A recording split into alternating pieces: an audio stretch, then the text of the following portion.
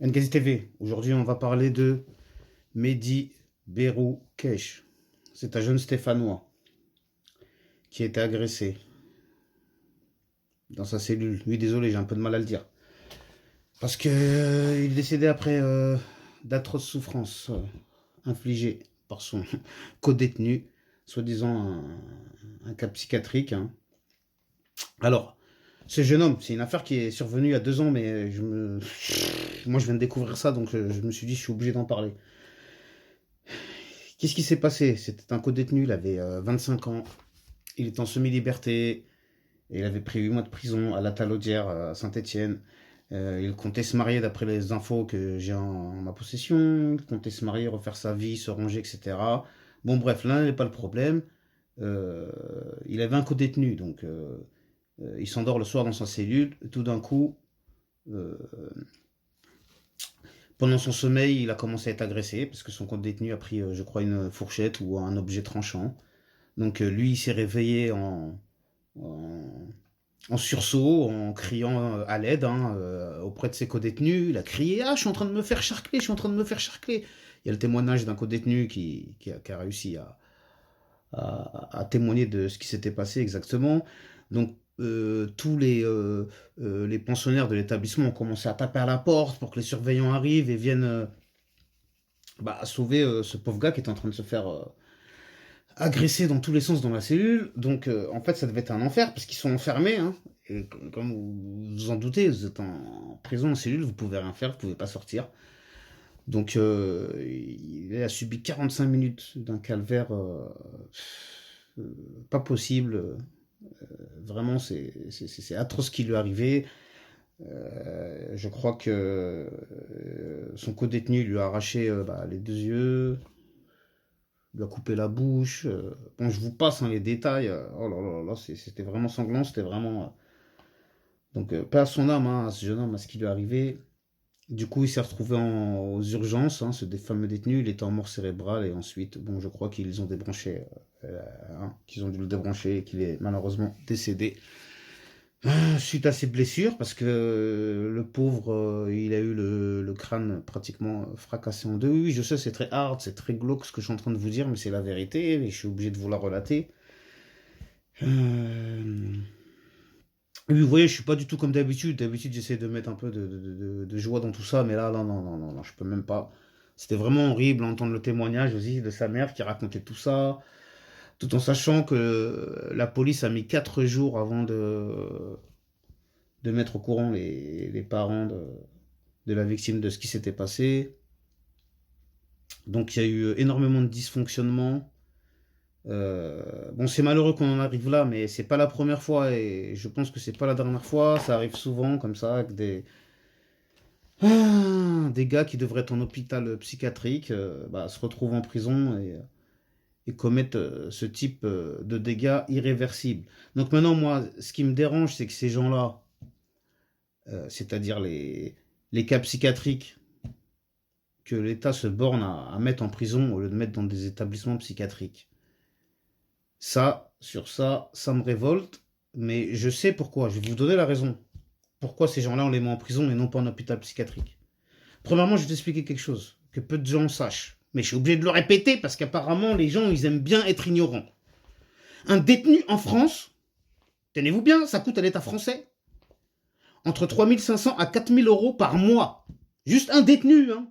Pour ça, vous dites tout le temps, oui, mais pourquoi on ne construit pas des prisons pour mettre toutes ces racailles en prison parce que ça coûte trop cher. Vous pensez vraiment que l'État, il a envie de payer 3000 à 4000 balles par détenu au lieu de les laisser dehors au RSA? Même en étant dehors au RSA, ils sont 1000 fois, 10 000 fois gagnants. Vous êtes là, vous plaindre, ah, le RSA. Mais vous inquiétez pas, parce que s'ils mettraient tout ça en prison, ça serait 4000 par mois. Oui, alors, ils ont qu'à le faire. Oui, ils ont qu'à le faire. Après, vous serez les premiers à pleurer. Oh, on paye trop d'impôts. Où va l'argent? Bon, maintenant qu'on a parlé de cette histoire de prison, il y a l'histoire de la psychiatrie. Vous savez combien ça coûte un mois d'hospitalisation pour une personne atteinte de troubles psychiatriques? Allez-y vous-même, hein, allez chercher. Hein, alors, dire oh, oui, non, c'est pas possible, c'est pas vrai. Ce que je vous dis là, allez chercher vous-même l'info sur Internet. Ça coûte entre 12 000 à 18 000 euros pour un détenu psychiatrique. C'est-à-dire 3 à 4 fois plus cher qu'un détenu classique. pour quelqu'un qu'on va interner en psychiatrie. Donc réfléchissez, c'est pareil, le calcul il est vite fait pour l'État. Il préfère mettre ces gens-là en prison en se disant, au lieu qu'il nous coûte 15 000 balles par mois, celui-là, là, ce fou là, c'est-à-dire le prix d'un ministre ou d'une je ne sais quoi, là, d'un haut fonctionnaire, eh bien on préfère le mettre en prison pour que ça nous revienne moins cher. Et de toute façon, ceux qui sont en prison sont fous. Hein. Finalement, ils ont tous mérité d'être là-bas. Donc, non, mais vous voyez ce que je veux dire, leur raisonnement. Donc, c'est la raison pour laquelle on se retrouve avec tout un tas de psychopathes, de personnes avec des troubles psychologiques graves, des schizophrènes, tout ce que vous voulez, qui se retrouvent en prison mélangés à des gens normaux. Et voilà. Jusqu'à que ce genre de drame arrive. Donc c'était le petit coup de gueule, entre guillemets, que je voulais passer. Maintenant, c'est bien beau de relater les faits et d'en expliquer les causes. Mais maintenant, je vais essayer de vous donner 2-3 remèdes ou solutions à tout ça. Ce serait dans un premier temps concernant l'État. Construire des établissements spécifiques pour incarcérer ce type de personnes qui ont des troubles psychologiques graves. Ensuite, ce qu'on peut faire à notre petit niveau à nous, si vous êtes détenu en prison, vous apercevez que votre co-détenu, il lui manque une case, vous n'hésitez pas, vous faites le bordel et on vous change de cellule le jour même. Si toutefois, l'administration pénitentiaire refuse d'accorder vos doléances, il vous restera un joker, celui de faire une petite connerie vite fait, de vous retrouver au mitard, hein, vous allez, j'en sais rien, vous allez commencer à parler mal un peu à un surveillant, on va vous dire tu vas au mitard, tu vas faire une petite semaine, mais au moins quand tu sors du mitard, on te change de cellule, parce que normalement c'est la loi dans les établissements pénitentiaires, pardon. Lorsque vous allez au mitard, au trou, parce que oui, ceux qui ne savent pas en prison, là, qui n'ont jamais été, qui n'ont pas de gens de leur entourage qui leur en ont parlé, quand vous êtes en prison, si vous faites une bêtise, il y a aussi une prison dans la prison, et ça s'appelle le mitard.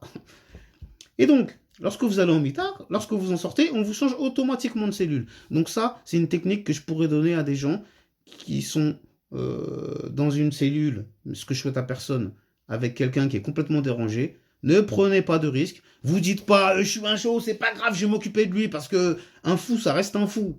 Il sera toujours plus fou que vous.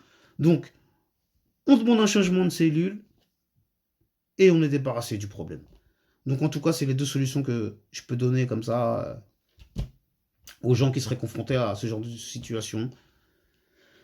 Donc voilà, je tenais absolument à ce qu'on parle de cette vidéo. Merci à tous de m'avoir suivi. N'hésitez pas à vous abonner, liker, partager ce que vous voulez.